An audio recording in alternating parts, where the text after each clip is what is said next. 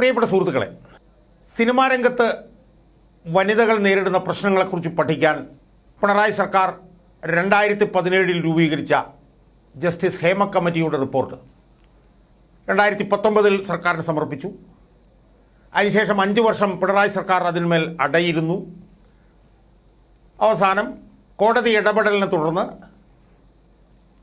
അതിൽ ക്രിമിനൽ കുറ്റങ്ങൾ ചെയ്ത, ലൈംഗിക പീഡനങ്ങൾ നടത്തിയ, പോക്സോ കേസുകൾക്ക് പോലും കാരണമായേക്കാവുന്ന പീഡനങ്ങൾ നടത്തിയിട്ടുള്ളവരുടെ എല്ലാം മൊഴികളും എല്ലാം തന്നെ മാറ്റിവെച്ചതിന് ശേഷം, അത് സ്വകാര്യതയുടെ പേരിൽ അതെല്ലാം മാറ്റിവെച്ചതിന് ശേഷം ഒരു റിപ്പോർട്ട് ഏതാണ്ട് 3-4 ദിവസങ്ങൾക്ക് മുമ്പ് പ്രസിദ്ധീകരിക്കപ്പെടുകയാണ്. അത് പ്രസിദ്ധീകരിക്കപ്പെടാനുള്ള പ്രധാനപ്പെട്ട കാരണം യഥാർത്ഥത്തിൽ കോടതിയാണ്. അപ്പോൾ അത് വന്നതിനെ തുടർന്നുള്ള അതിൻ്റെ ചർച്ചകൾ നടന്നുകൊണ്ടിരിക്കുകയാണ്. ആ ചർച്ചകൾ നടക്കുമ്പോൾ അതിൽ പ്രധാനപ്പെട്ടത് എന്ന് തോന്നിയ ഒരു വാദഗതി ഇതാണ്. അതായത്, ഈ റിപ്പോർട്ട് പുറത്തു വന്നതിനെ തുടർന്ന് സിനിമാ വ്യവസായം പൂർണ്ണമായി തന്നെ തെറ്റായ പ്രവണതകൾ മാത്രമുള്ള ഒരു വ്യവസായമാണ് എന്നുള്ള നിലയിലുള്ള പ്രചരണം നടക്കുകയാണ്. അത് സിനിമാ വ്യവസായത്തെ വളരെ ദോഷകരമായി ബാധിക്കും. സിനിമാ വ്യവസായവുമായി ബന്ധപ്പെടുന്നവരെല്ലാവരും മോശക്കാരാണ് എന്നുള്ള നിലയിലുള്ള ഒരു പ്രചരണം നടന്നുകൊണ്ടിരിക്കുകയാണ് എന്നും പറഞ്ഞിട്ടൊരു പ്രധാനപ്പെട്ട വാദഗതി ഉയർന്നു വന്നിട്ടുണ്ട്. അത് യഥാർത്ഥത്തിൽ ഈ സിനിമയിൽ ദുരിതമനുഭവിക്കുന്ന സ്ത്രീകൾക്ക് അനുകൂലമായി നിൽക്കുന്നു എന്ന് തോന്നിക്കുന്ന നടിമാരും പിന്നെ ഒരുപാട് നടന്മാരുമൊക്കെ ഇതിൻ്റെ വക്താക്കളായി രംഗത്ത് വന്നിട്ടുണ്ട്. അതിലൊരു പ്രധാനപ്പെട്ട നടി എന്ന് പറയുന്നത് ഭാഗ്യലക്ഷ്മിയാണ്. അവരും വന്നിട്ടുണ്ട്. ഇത് വലിയ തോതിൽ ഈ വ്യവസായത്തിന് ദോഷമുണ്ടാക്കുന്നതാണ് എന്ന് പറഞ്ഞ് വന്നിട്ടുണ്ട്. ഒരുപാട് നടന്മാരും ആ വാദഗതികൾ ഉന്നയിച്ച് രംഗത്ത് വന്നിട്ടുണ്ട്. അപ്പോൾ ആ പശ്ചാത്തലത്തിൽ ഇതങ്ങനെയാണോ? അതായത് ഈ റിപ്പോർട്ട് പുറത്തു വന്നത് കൊണ്ട് സിനിമാ വ്യവസായത്തിന് അത് ഏറ്റവും ദോഷകരമായി ബാധിക്കുകയാണോ ഉണ്ടായത്? സിനിമാ വ്യവസായവുമായി ബന്ധപ്പെടുന്നവരെല്ലാവരും തന്നെ മോശക്കാരാണെന്നുള്ളൊരു പ്രതിച്ഛായയാണോ സൃഷ്ടിക്കപ്പെട്ടത് എന്നുള്ള ആ വിഷയം ഒന്ന് വിശദമാക്കാൻ വേണ്ടി ഈ റിപ്പോർട്ട് പുറത്തു വരുന്നതിന് മുമ്പ് ഉണ്ടായ ഒരു സംഭവം എൻ്റെ പ്രേക്ഷകരുടെ ശ്രദ്ധയിൽപ്പെടുത്താൻ വേണ്ടിയിട്ടാണ് ഞാൻ ഈ വീഡിയോയിലൂടെ ശ്രമിക്കാൻ പോകുന്നത്. അത് യഥാർത്ഥത്തിൽ ഈ റിപ്പോർട്ട് പുറത്തു വരുന്നതിന് മുമ്പുണ്ടായൊരു സംഭവമാണ്. ആ സംഭവവും അതിനെ തുടർന്നുണ്ടായ സംഭവവും ഒരു ഉദാഹരണം എന്നുള്ള നിലയിൽ എൻ്റെ പ്രേക്ഷകരുടെ മുമ്പിൽ സമർപ്പിച്ചുകൊണ്ട് ഇപ്പോൾ ഈ പറയുന്ന വാദത്തിൻ്റെ നിരർത്ഥകത ഒന്ന് തെളിയിക്കാൻ വേണ്ടിയിട്ടാണ് ഞാൻ ശ്രമിക്കാൻ പോകുന്നത്. എൻ്റെ പ്രേക്ഷകർക്ക് ഓർമ്മയുണ്ടാവും, 2018 മീറ്റു വിവാദം കത്തി നിന്ന സമയത്ത് ദിവ്യ ഗോപിനാഥ് എന്ന് പറയുന്ന ഒരു നടി, അധികം സിനിമയിലൊന്നും അഭിനയിച്ചിട്ടില്ല. അവർ ആ മീറ്റു വിവാദത്തിൽ അവരവരുടെ വെളിപ്പെടുത്തൽ നടത്തുമ്പോൾ അവരേതാണ്ട് 3-4 സിനിമയിൽ മാത്രമേ അഭിനയിച്ചിട്ടുള്ളൂ. അവർ അലൻസിയർ എന്ന് പറഞ്ഞ ഇന്നത്തെ മലയാള സിനിമയിലെ പ്രഗത്ഭനായിട്ടുള്ള നടന്മാരിൽ ഒരാളായിട്ടുള്ള അലൻസിയർ എന്ന് പറഞ്ഞ നടനിൽ നിന്ന് തനിക്കേറ്റ ലൈംഗിക പീഡനം പരസ്യമായി പറഞ്ഞുകൊണ്ട് അവർ രംഗത്ത് വന്നിരുന്നു. അത് പിന്നീട് ഈ പറഞ്ഞതുപോലെ അലൻസിയർ മാപ്പ് പറഞ്ഞിട്ടാണോ എന്നൊന്നും നമുക്കറിയില്ല. അത് പിന്നീട് എന്താണ് അതിൻ്റെ തുടർനടപടി ഉണ്ടായെന്ന് നമുക്കറിയില്ല. പക്ഷേ 2018 ഈ ദിവ്യ ഗോപിനാഥ് എന്ന് പറയുന്ന അവരൊരു CITU നേതാവിൻ്റെ മകളാണെന്നാണ് നമുക്ക് അറിയാൻ കഴിയുന്നത്. അവർ പരസ്യമായി തനിക്ക് അലൻസിയറിൽ നിന്ന് നേരിട്ട അതിക്രൂരമായിട്ടുള്ള ലൈംഗിക പീഡനത്തെക്കുറിച്ചിട്ടുള്ള അനുഭവം പരസ്യമായി വെളിപ്പെടുത്തിക്കൊണ്ട് മീറ്റു ക്യാമ്പയിൻ്റെ ഭാഗമാവുകയുണ്ടായി.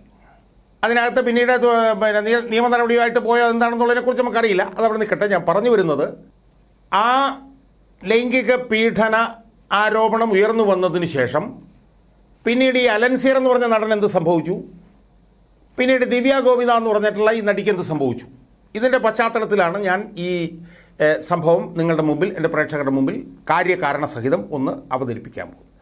അത് അവതരിപ്പിച്ച് കഴിയുമ്പോൾ ഈ ഹേമ കമ്മിറ്റി റിപ്പോർട്ട് വന്നതോടുകൂടി പിന്നെ സിനിമാ വ്യവസായമാകെ തകരുമെന്നൊക്കെയുള്ള വാദത്തിൻ്റെ നിരർത്ഥകത എന്താണ് എന്നുള്ളത് നിങ്ങൾക്ക് ബോധ്യപ്പെടും. യഥാർത്ഥത്തിൽ 2018 ഒക്ടോബർ 16 ഒരു പ്രൊട്ടസ്റ്റിംഗ് ഇന്ത്യ എന്നാണെന്ന് തോന്നുന്നു, എനിക്കൊരു വെബ്സൈറ്റിലാണ് ഇവർ ഇത് പിന്നെ ഈ പീഡന ആരോപണം അവരുടെ അനുഭവം, പീഡന ആരോപണമല്ല അവരുടെ അനുഭവം അവർ പുറം ലോകത്തെ അറിയിച്ചത്. അതൊന്ന് വിശദമാക്കാനുണ്ട് ഞാൻ. അത് വിശദമാക്കിയാൽ മാത്രമേ പിന്നീടുണ്ടായ സംഭവങ്ങൾക്കൊരു ക്ലാരിറ്റി ലഭിക്കുകയുള്ളൂ. അതിലവർ പറയുന്നത് എൻ്റെ ആദ്യത്തെയും നാലാമത്തെയും സിനിമ അലൻസിയറോടൊപ്പമാണ് ചെയ്തത്. അത് അയാളോടൊപ്പമുള്ള അവസാനത്തെ സിനിമയാകുമെന്ന് ഉറപ്പാക്കും എന്ന് പറഞ്ഞുകൊണ്ടാണ് അവർ തുടരുന്നത്. പേര് വെളിപ്പെടുത്താതെ അവർ പിന്നെ ഈ ദിവ്യ ഇന്ത്യ പ്രൊട്ടസ്റ്റ് എന്ന ഓൺലൈൻ മാധ്യമത്തിലൂടെ ആദ്യം പറഞ്ഞു. പിന്നീട് അവർ പിന്നെ അത് പേര് വെളിപ്പെടുത്തുകയും ചെയ്തു. അവരതിനകത്ത് പറയുന്നത് അലൻസിയർ മുന്നോട്ട് വെക്കുന്ന പുരോഗമനപരമായ ചിന്തകൾ വെറും മുഖംമൂടി മാത്രമാണ് എന്ന് അവർ പറയുന്നു. അലൻസിയറും താനും മറ്റു രണ്ടുപേരും കൂടി ഒരിക്കൽ ഭക്ഷണം കഴിച്ചിരിക്കൊണ്ടിരിക്കുമ്പോൾ അയാൾ കണ്ണെടുക്കാതെ തൻ്റെ മാറിടത്തിലേക്ക് തുറിച്ചു നോക്കിക്കൊണ്ടിരുന്നു. മറ്റുള്ളവരുമായി കുറച്ചുകൂടി അടുത്ത് ഇടപഴകണമെന്നും കാര്യങ്ങളെ നിസ്സാരമായി കാണരുതെന്നും അലൻസിയർ ഉപദേശിച്ചു. തൊട്ടടുത്ത ദിവസം അലൻസിയർ മറ്റൊരു നടിയെയും കൂട്ടി തൻ്റെ മുറിയിൽ വന്നു. സ്വന്തം ശരീരത്തെ തിരിച്ചറിയുന്നതിൻ്റെ ആവശ്യകതയെക്കുറിച്ചും ഒരു കലാകാരിയുടെയോ കലാകാരൻ്റെയോ സ്വാതന്ത്ര്യം എന്താണെന്ന് മനസ്സിലാക്കണമെന്നും പറഞ്ഞു. അലൻസിയർ അനുവാദമില്ലാതെയാണ് മുറിയിൽ കയറി വന്നത്. മറ്റൊരിക്കൽ ആർത്തവ സമയത്ത് സിനിമാ സംവിധായകൻ്റെ അനുമതിയോടെ മുറിയിൽ വിശ്രമിക്കുമ്പോൾ അലൻസിയർ കതകിൽ മുട്ടി. താക്കോൽ പഴുതിലൂടെ അലൻസിയറെ കണ്ടപ്പോൾ തന്നെ സംവിധായകന് ഫോണിൽ വിളിച്ചു. ഫോൺ കട്ട് ചെയ്യാതെ വാതിൽ തുറന്നു. അപ്പോൾ മദ്യാസക്തിയിലായിരുന്ന അലൻസിയർ അനുവാദം കൂടാതെ എൻ്റെ കട്ടിലിൽ നിന്ന് സംസാരിക്കാൻ തുടങ്ങി. പിന്നീട് അയാൾ എഴുന്നേറ്റ് എൻ്റെ അടുത്തേക്ക് വന്നപ്പോഴേക്കും മുറിയിലേക്ക് സഹസംവിധായകൻ കയറി വന്നു. പോകാൻ കൂട്ടാക്കാതിരുന്ന അലൻസിയറെ നിർബന്ധിച്ചാണ് അവിടെ നിന്ന് സഹസംവിധായകൻ കൂട്ടിക്കൊണ്ടുപോയെന്ന് ദിവ്യ വെളിപ്പെടുത്തി. 4ാം തവണ ഒരു സുഹൃത്ത് നൽകിയ വിരുന്നിനിടയിലാണ് ദുരനുഭവമുണ്ട്. അത് ഭയങ്കര ഭീകരമാണത്, കേട്ടുകൊള്ളണം.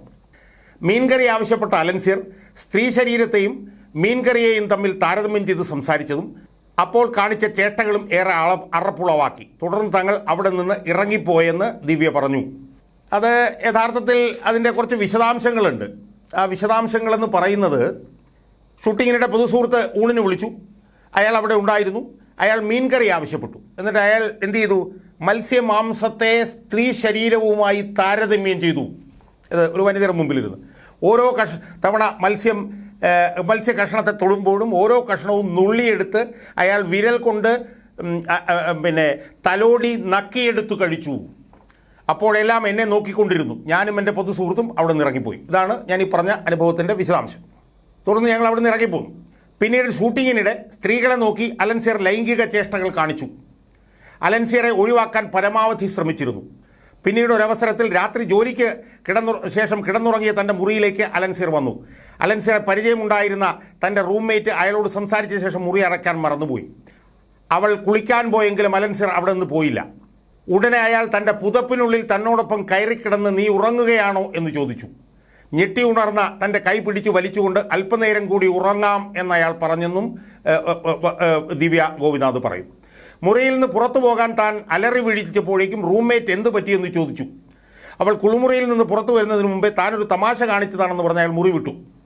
തൻ്റെ സുഹൃത്തും അന്ന് ഷൂട്ടിംഗ് നടന്നുകൊണ്ടിരുന്ന ചിത്രത്തിൻ്റെ സംവിധായകനും അലൻസിയറോട് വിഷയത്തിൽ വിശദീകരണം തേടി. എന്നാൽ സംവിധായകനോട് അലൻസിയർ പിന്നീട് മോശമായി പെരുമാറി. ആ സംവിധായകൻ്റെ ആദ്യ ചിത്രമായിരുന്നു അത്.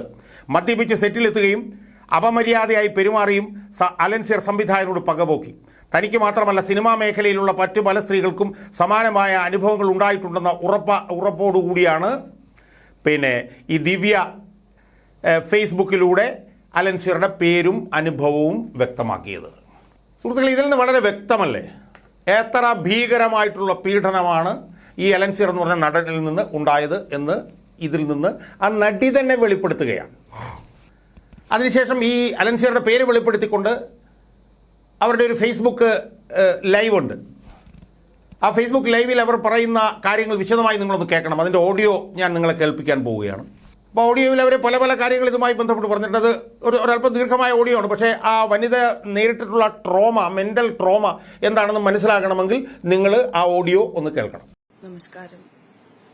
എനിക്ക് ചിലത് പറയാനുണ്ട്. ആദ്യം തന്നെ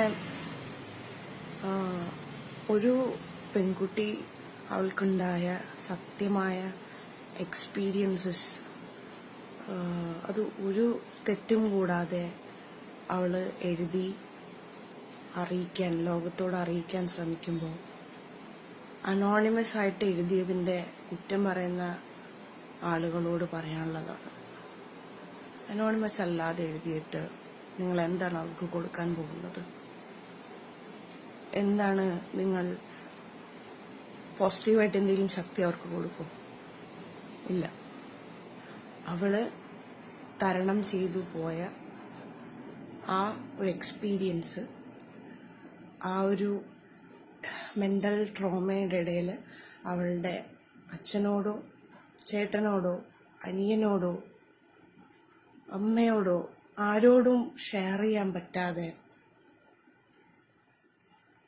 അവൾക്ക് എന്തുകൊണ്ടെന്ന് വെച്ചാൽ അവൾ ഇഷ്ടപ്പെട്ട് അവള് ആഗ്രഹിച്ച് ചെയ്യുന്ന ഒരു ഫീൽഡിൽ അവൾക്ക് അവളുടെ പാരൻസ് എല്ലാവരും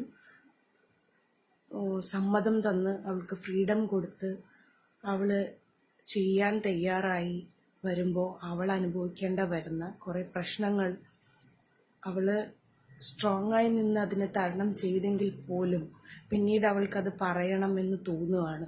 അതിനവൾക്ക് പല കാരണങ്ങളും ഉണ്ടാവും അത് പറയണമെന്ന് തോന്നാനായിട്ട്. അങ്ങനെ അവൾ പറയണമെന്ന് തോന്നുമ്പോൾ അതിനവളുടെ പേര് വെച്ചില്ലെങ്കിൽ ഇത് ഉണ്ടാക്കി എഴുതുന്നതാണ്, കുക്ക്ഡപ്പ് സ്റ്റോറീസാണ്, താഴെ വന്ന് ആ പെൺകുട്ടിയെ ചീത്ത വിളിക്കുക, ആ പെൺകുട്ടി ഇവളൊക്കെ ഏതാണെന്ന് നമുക്കറിയാം, അങ്ങനെയൊക്കെ പറയാന്ന് പറഞ്ഞാൽ ചേട്ടന്മാരെ ഏതൊക്കെ ഭയങ്കര ഭയങ്കര വിഷമമുള്ള കാര്യമാണ്. ഇപ്പൊ നിങ്ങൾ ചോദിക്കും ഇത്രയും കഷ്ടപ്പെട്ട് സിനിമ എന്ന് പറഞ്ഞ ഫീൽഡിൽ എന്തിനാണ് നിൽക്കുന്നതെന്ന്. ഞാൻ പറഞ്ഞുതരാം. എൻ്റെ ഒരു മാനസികാവസ്ഥ വെച്ചിട്ട് ഞാൻ ഒരു MCOM കഴിഞ്ഞ സ്റ്റുഡൻ്റാണ്. പക്ഷേ ഞാൻ ചെറുപ്പം മുതലേ തിയേറ്റർ ചെയ്യുമായിരുന്നു. എനിക്കതിനോട് വളരെ ആത്മബന്ധമാണ്. അഭിനയിക്കുമ്പോൾ എനിക്ക് കിട്ടുന്ന പ്ലഷർ, ഒരു ക്യാരക്ടർ ചെയ്ത് തീർക്കുമ്പോൾ എനിക്ക് കിട്ടുന്ന പ്ലഷർ എനിക്ക് മറ്റൊരു ജോലിയും ചെയ്തിട്ട് കിട്ടിയിട്ടില്ല. അപ്പോൾ എൻ്റെ മനസ്സിനെ ഞാൻ സന്തോഷം കണ്ടെത്തുന്ന ഫീൽഡ് ഏതാണെന്ന് എനിക്ക് മനസ്സിലായത് കൊണ്ടാണ് ഞാൻ അതിൽ വർക്ക് ചെയ്യാൻ ശ്രമിക്കുന്നത്. അല്ലാതെ നിങ്ങൾ പറയുന്ന പോലെ മറ്റൊന്നിനും ആണെങ്കിൽ ഇത്തരത്തിലുള്ള വിഷമങ്ങൾ ഞങ്ങൾ അനുഭവിക്കില്ലായിരുന്നു. ഞാനടക്കമുള്ള ഇത്തരത്തിൽ അനുഭവിച്ചു പോയ പെൺകുട്ടികൾ അനുഭവിച്ചു കഴിഞ്ഞു. പക്ഷെ അതിന് എൻ്റെ ഒപ്പം ഒരുപാട് നല്ല സ്ട്രോങ് ആയി എൻ്റെ ഒപ്പം നിന്ന ആൺകുട്ടികളുണ്ട്. അതിനെ എതിർക്കാൻ, അത് കഴിഞ്ഞ് ആ സെറ്റിൽ പിടിച്ച് അത്രയും ദിവസം ആ സെറ്റിൽ നിൽക്കാൻ എൻ്റെ കൂടെ നിന്ന ആൺകുട്ടികളും പെൺകുട്ടികളും ഉണ്ട്.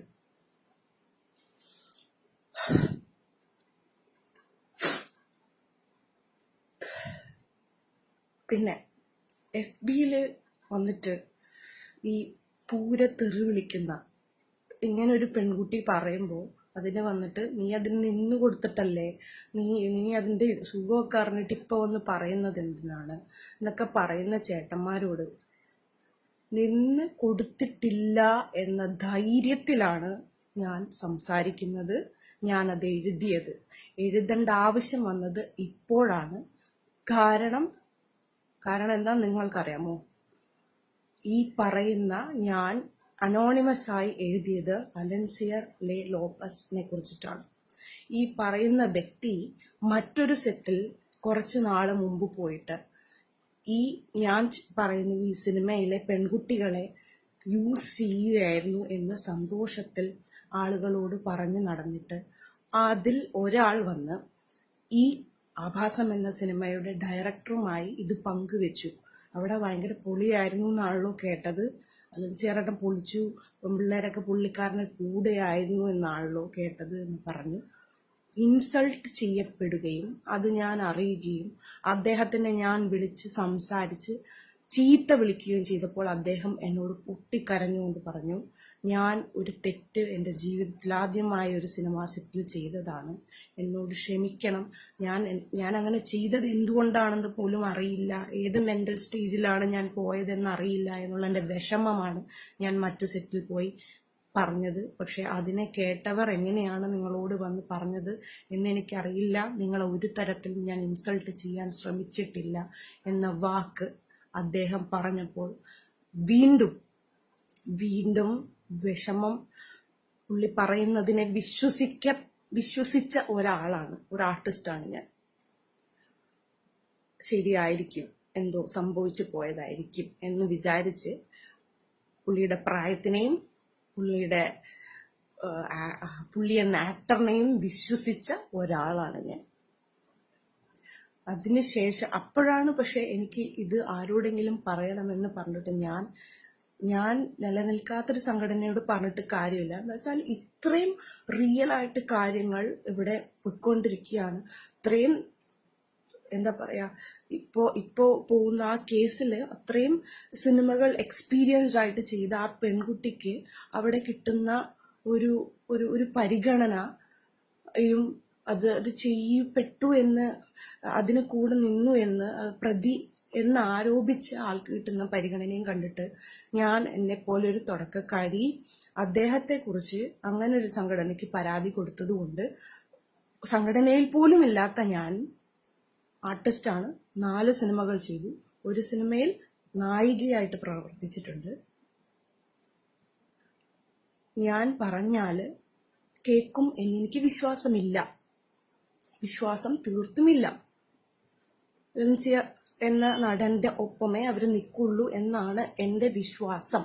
അത് ഞാൻ കണ്ടുകൊണ്ടിരിക്കുന്നത് കൊണ്ട് എനിക്കുണ്ടായ വിശ്വാസമാണ്, അല്ലാതെ മറ്റാരും എന്റെ മനസ്സിലേക്ക് കയറ്റിയ വിശ്വാസമല്ല. ആരും എന്നോട് ഒരു തരത്തിലും എന്നെ പ്രഷർ ചെയ്തിട്ടില്ല, അവർ കേൾക്കില്ല എന്ന് പറഞ്ഞിട്ടില്ല.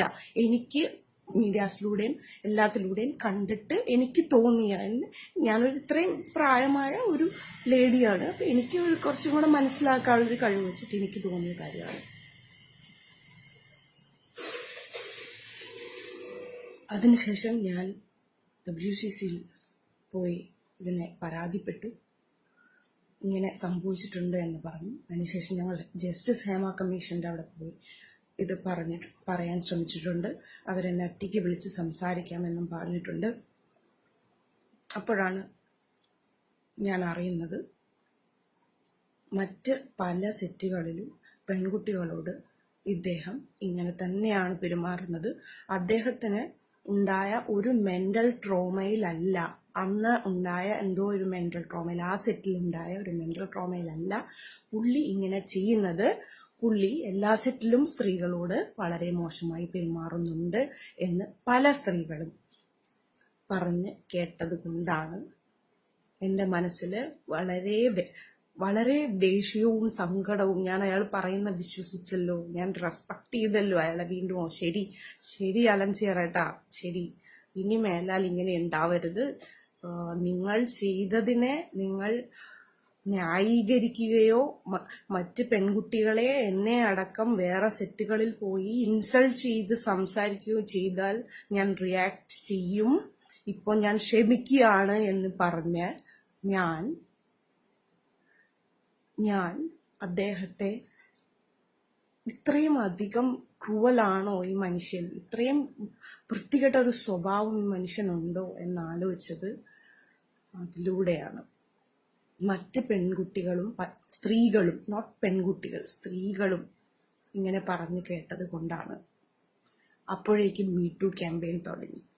അപ്പം ഞാൻ വിചാരിച്ചു റൈറ്റ് ടൈമാണ്, ഇതാണ് റൈറ്റ് ടൈം, ഇങ്ങനൊരു മനുഷ്യനെ പുറത്ത് കൊണ്ടുവരേണ്ട ആവശ്യമുണ്ട്, റൈറ്റ് ടൈം ആണെന്ന് വിചാരിച്ചുകൊണ്ടാണ് അത് എഴുതിയത്. അപ്പോൾ അനോണിമസ് ആയതുകൊണ്ട് ഇത് കള്ളമാണ്, ഇത് WCCയുടെ പരിപാടിയാണ്, ഇത് WCC ഉണ്ടാക്കുന്ന പരിപാടിയാണ്, ഒന്നുമല്ല.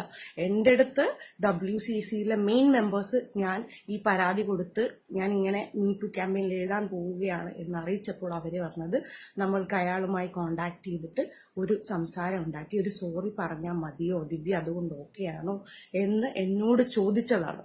ഞാൻ അവരോട് പറഞ്ഞു, ചേച്ചി എനിക്കത് മതിയായിരുന്നു, പക്ഷെ മറ്റ് സ്ത്രീകൾ, എൻ്റെ ഫോണിൽ റെക്കോർഡുണ്ട്, മറ്റു സ്ത്രീകളെയും അദ്ദേഹം ഇങ്ങനെ ഉപദ്രവിക്കുന്നുണ്ട്. അപ്പം അത് എന്നോട് ചെയ്തത് അല്ല, പുള്ളി മനസ്സിലാക്കണം പുള്ളി എന്താണ് ചെയ്യുന്നത്. പുള്ളി സൊസൈറ്റിയിൽ ഇറങ്ങിയിട്ട് ഒരുപാട് കാര്യത്തിൽ വേണ്ടി റിയാക്ട് ചെയ്യുകയും കാര്യങ്ങളും ചെയ്യുകയും അങ്ങനെ ഒരു മാസ്ക് ഇട്ടുകൊണ്ട് സ്ത്രീകളോട് ഇങ്ങനെ പെരുമാറുന്ന ഒരു വ്യക്തിയെ എനിക്ക് പുറത്തു കൊണ്ടുവരണം. എനിക്ക് പുള്ളിയോട് പേഴ്സണലായിട്ട് പുള്ളിയുടെ ജീവിതം തകർക്കാനോ പുള്ളിയുടെ സിനിമകൾ ഇല്ലാതാക്കാനോ ഒരു ഉദ്ദേശമില്ല. പക്ഷെ എൻ്റെ മനസ്സിൽ അന്ന് തോന്നിയ മെന്റൽ ട്രോമ എന്താണെന്ന് പുള്ളിയെ എഴുതി അറിയിക്കണം എനിക്ക് വളരെ വ്യക്തമായ ആഗ്രഹം ഉണ്ടായിരുന്നു. അതുകൊണ്ടാണ് ഞാൻ അങ്ങനെ എഴുതിയത്. കഴിഞ്ഞ ദിവസം പ്രസ് മീറ്റിലിരുന്ന് അമ്മയുടെ സെക്രട്ടറിയും ലളിതാമ്മയും പറഞ്ഞു, ഇവിടെ അങ്ങനെ നടക്കുന്നുണ്ടെങ്കിൽ ഇത് നോർമൽ എല്ലാ ഇൻഡസ്ട്രിയിലും നടക്കുന്നത് പോലെയാണ് ഇന്ന്. അതെ, എല്ലാ ഇൻഡസ്ട്രിയിലും നടക്കുന്നുണ്ട്.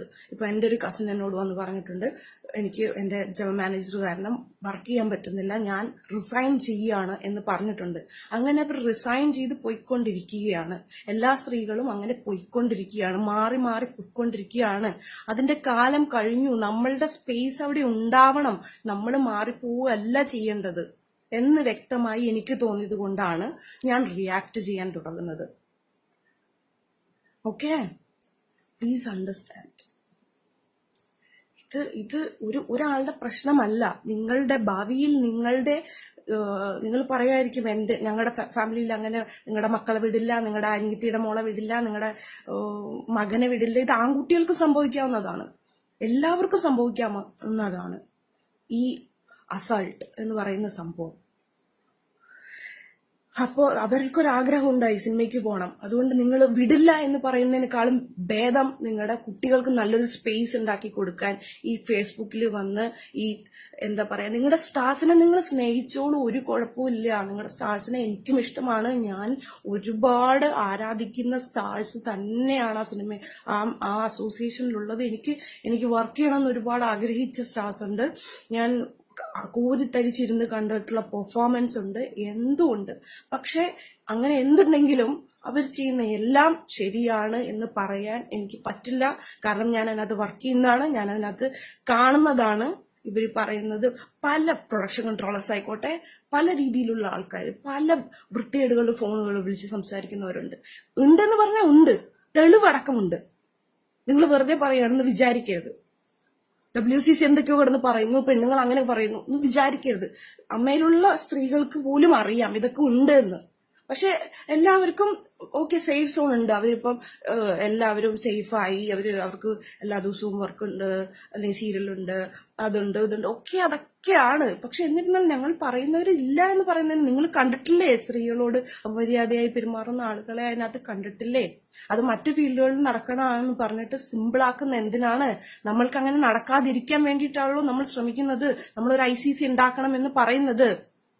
നിങ്ങൾ എന്തിനാണ് അതിനെ ഇങ്ങനെ കട്ട് ചെയ്ത് മുറിച്ച് സംസാരിക്കുന്നത്? എന്തുകൊണ്ടാണ് നിങ്ങളത് ചെയ്യുന്നത്? പ്ലീസ് പ്ലീസ് എൻ്റെ FBയില് അല്ലെങ്കിൽ എൻ്റെ ഈ വീഡിയോയുടെ അടിയിൽ വന്നിട്ട് ഒരുമാതിരി എൻ്റെ പാരൻസിനെയും എൻ്റെ കസിൻസിനെയും എന്നെയും ഒക്കെ ഇൻസൾട്ട് ചെയ്ത് ഇടുന്നവന്മാരോട് ഞാൻ പറയാം, ധൈര്യമായിട്ട് ഒരാളെന്നെ ഉപദ്രവിക്കാൻ വന്നപ്പോൾ റിയാക്ട് ചെയ്ത ആളാണ്. എൻ്റെ പാരൻസിനും എൻ്റെ ഫാമിലിക്കും ചിലപ്പോൾ ഇതൊരു ഷോക്കാണ്. എൻ്റെ അച്ഛനും അമ്മയ്ക്കും ഞാൻ പറഞ്ഞിട്ടുണ്ട്, അവർക്ക് മനസ്സിലായിട്ടുണ്ട്. പക്ഷെ ബാക്കിയുള്ളവർക്ക് ഇതൊരു ഷോക്കാണ്. പക്ഷെ നിങ്ങൾ ഒന്നുകൊണ്ടും ഇൻസൾട്ടഡ് ആവപ്പെടരുത്. കാരണം ഇത് ഞാൻ റിയാക്ട് ചെയ്തതാണ്. ഞാൻ ഇത് സംസാരിക്കുന്നത് ഇനി വരുന്ന തലമുറയിലെ പിള്ളേർക്ക് കൂടി വേണ്ടിയിട്ടാണ്. നീ എന്തിനാ ഇത്ര സംസാരിച്ചത്, നിന്നെ അവരെന്തെങ്കിലും ചെയ്താലോ, അല്ലെങ്കിൽ നിന്നെ കുറിച്ച് അവർ മോശം പറയില്ലേ എന്ന് പറയുന്ന ഫാമിലി ബന്ധുക്കൾ, അവർ പേടിയുണ്ട്, അവരെ ഞാൻ റെസ്പെക്ട് ചെയ്യുന്നു, അവരുടെ പേടികൾ. പക്ഷെ നമ്മൾ സംസാരിക്കാതിരുന്നുകൊണ്ട് ഒരു ഗുണവും ചെയ്യുന്നില്ല. ഞാൻ ഈ ഫീൽഡിൽ പല മേഖലകളിലും പ്രവർത്തിക്കാൻ ധൈര്യത്തോടുകൂടി ഇറങ്ങാൻ പോവുകയാണ്. ഇത് പേടിച്ചിട്ട് എനിക്ക് പോവാതിരിക്കാൻ പറ്റില്ല. നമ്മൾ തുറന്നു പറയുമ്പോൾ ഇവർക്ക് പേടി കൂടുകയും, ഒരു പെൺകുട്ടിയോട് അവർക്ക് താല്പര്യം ഉണ്ടെങ്കിൽ പോലും അവർ 10 പ്രാവശ്യം ആലോചിക്കും, ഇത് പ്രശ്നമാവും. അത് തന്നെയാണ് എന്റെയും ഞാൻ അടക്കമുള്ള എല്ലാ പെൺകുട്ടികളുടെയും ഇങ്ങനെ മുൻപോട്ട് വരാനുള്ള കാരണം. എന്നെ തെറി വിളിക്കുന്ന ചേട്ടന്മാർക്കും ചേച്ചിമാർക്കും എനിക്കൊന്നും അവരോട് പറയാനില്ല. ഇത് തെറ്റാണെന്ന് പറയുന്നവരോട് എനിക്കൊന്നും പറയാനില്ല. എൻ്റെ കയ്യിൽ പ്രൂഫുണ്ട്, എല്ലാ രീതിയിലുള്ള പ്രൂഫുണ്ട്. ഞാൻ അതുകൊണ്ട് വരാം. ഞാൻ ഇതിനകത്ത് ഒരു തെറ്റുകാരിയല്ല. അതുകൊണ്ട് എൻ്റെ ഫാമിലിയോ എൻ്റെ കൂട്ടുകാരോ എൻ്റെ ചേട്ടനോ അനിയനോ എൻ്റെ ചേച്ചിയോ ഇതിനകത്ത് ഇൻസൾട്ട് ചെയ്യപ്പെടണ്ട.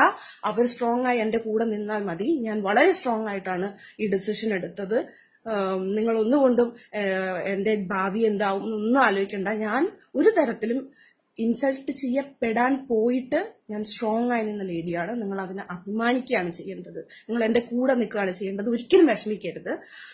നിങ്ങളെല്ലാവരും എനിക്ക് റെസ്പെക്റ്റ് ഉണ്ട്. പക്ഷെ എന്ന് പറഞ്ഞ് എൻ്റെ ഈ ഫീൽഡിൽ നിന്ന് എനിക്ക് പോവാൻ താല്പര്യമില്ല. എനിക്ക് അഭിനയത്തിലും എനിക്ക് പല മേഖലകളിലും ഇതിൽ വർക്ക് ചെയ്യണം, ധൈര്യമായി വർക്ക് ചെയ്യണം.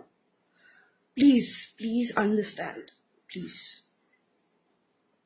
പിന്നെ ഞാൻ എഴുതിയ ഇംഗ്ലീഷ് ഫോമാറ്റിന്റെ മലയാളം മസാല ചേർത്ത് എഴുതുന്ന ആളുകളുണ്ട്. അവരോടൊന്നും എനിക്ക് ഒന്നും പറയാനില്ല. നിങ്ങളും വെർബൽ റേപ്പ് തന്നെയാണ് ചെയ്തുകൊണ്ടിരിക്കുന്നത്. എഴുതിയതിൽ നിങ്ങൾക്ക് വായനക്കാർക്ക് സൂചിപ്പിക്കാൻ വേണ്ടിയിട്ട് വളരെ വൃത്തികെട്ട രീതിയിൽ എഴുതുന്ന ആളുകളുണ്ട്. അവരോടൊന്നും എനിക്ക് ഒന്നും പറയാനില്ല. Equally they are equal to these all people, അങ്ങനെ പറയാനുള്ളൂ. സോറി, എനിക്കറിയില്ല. എനിക്ക് പറയാനുള്ളതൊക്കെ ഇതാണ്, ഞാൻ പറഞ്ഞു കഴിഞ്ഞു. പിന്നെ എന്താ ഇപ്പൊ ഇതിന്റെ പുറകെ വന്നിട്ട് നിങ്ങൾ ആരെ കുറിച്ചാ പറയണേ? ആ പെണ്ണ് അവർ പണ്ട് അവളുടെ കാമുകൻ, ഇമാതിരി പേഴ്സണൽ ആയിട്ടുള്ള ഇഷ്യൂസ് ഒന്നും ഇതിനകത്ത് എടുത്തിട്ട് സംസാരിക്കരുത് ചേട്ടന്മാരെ. അവളുടെ കാമുകനാണെങ്കിൽ കുറെ കേട്ടു, അങ്ങനെ കുറെ കമന്റ്സ് വായിക്കുന്നുണ്ട്. അവളുടെ പഴയ കാമുകം പറഞ്ഞിട്ടുണ്ട് അവൾ അങ്ങനെയാണ്. നമ്മൾ എന്തിനു വേണ്ടി സംസാരിക്കുന്നു? നിങ്ങൾ എന്തൊക്കെയാണ് നിങ്ങൾ ഈ FBയിലിരുന്ന് പെൺകുട്ടികളെ തുറന്നു പറയുന്ന പെൺകുട്ടികളെ വൃത്തികേടായി സംസാരിക്കുന്ന നിങ്ങൾ എന്തൊക്കെ വിഡ്ഢിത്തരവും എന്തിനു വേണ്ടിയാണ് നിങ്ങൾ ഇത് ചെയ്യുന്നത്? നിങ്ങൾക്ക് എന്ത് ഗുണമുള്ളത്? ഒരു ഗുണമില്ല. ഒരു പെൺകുട്ടിയെ തെറി വിളിച്ചുകൊണ്ടും ഞങ്ങളൊന്നും നിങ്ങളുടെ സ്റ്റാഫിനൊന്നും എതിരെയല്ല. സുഹൃത്തുക്കളെ, ആ ഓഡിയോയിൽ ഒരു പ്രധാനപ്പെട്ട ഭാഗമുണ്ട്. ആ ഭാഗം ഞാനിവിടെ ഒന്ന് മെൻഷൻ ചെയ്ത് പോവുകയുള്ളൂ, പക്ഷേ അത് വിശദമായി ഞാൻ വേറൊരു വീഡിയോയിൽ നിങ്ങളോട് പറയുന്നുണ്ട്. ആ വീഡിയോയിൽ ഇവർ പറയുന്നത്, ഒന്ന് അലൻസിയറുമായി ബന്ധപ്പെട്ട് പറയുന്നത്, ഞാൻ അലൻസിയറിനോട് ഈ വിഷയത്തിൽ വിളിച്ചു സംസാരിച്ചു, അലൻസിയർ എന്നോട് ക്ഷമ പറഞ്ഞിരുന്നു. പക്ഷേ അലൻസിയർ മറ്റു പല സിനിമകളുടെ സെറ്റുകളിലും മറ്റു പല സ്ത്രീകളുമായി മോശമായി പെരുമാറിയിട്ടുണ്ട് എന്നുള്ള വിവരം എനിക്ക് ലഭിച്ചതിനെ തുടർന്നാണ് ഞാൻ ഈ ഫേസ്ബുക്ക് ലൈവ് ചെയ്യുന്നത് എന്നുള്ളത് അവർ പറഞ്ഞു. ആഭാസം എന്ന് പറഞ്ഞ സിനിമയുടെ സെറ്റിൽ വെച്ചിട്ടാണ് ദിവ്യ ഗോപിനാഥനോട് അലൻസിയർ മോശമായി പെരുമാറിയത്. ആ സെറ്റിൽ വെച്ചിട്ട് മോശമായി പെരുമാറിയത് സംബന്ധിച്ച് വേറൊരു സെറ്റിൽ ചെന്നിട്ട് അലൻസിയർ പറഞ്ഞതായി ദിവ്യ ഗോപിനാഥ് പറയുന്നത്, ഞാൻ ആഭാസം എന്ന് പറഞ്ഞ സിനിമയിൽ സെറ്റിലുണ്ടായിരുന്ന സ്ത്രീകളെ മുഴുവൻ ഉപയോഗിച്ചു എന്നയാൾ വേറൊരു സെറ്റിൽ ചെന്ന് പറഞ്ഞതായി ഞാൻ അറിഞ്ഞു.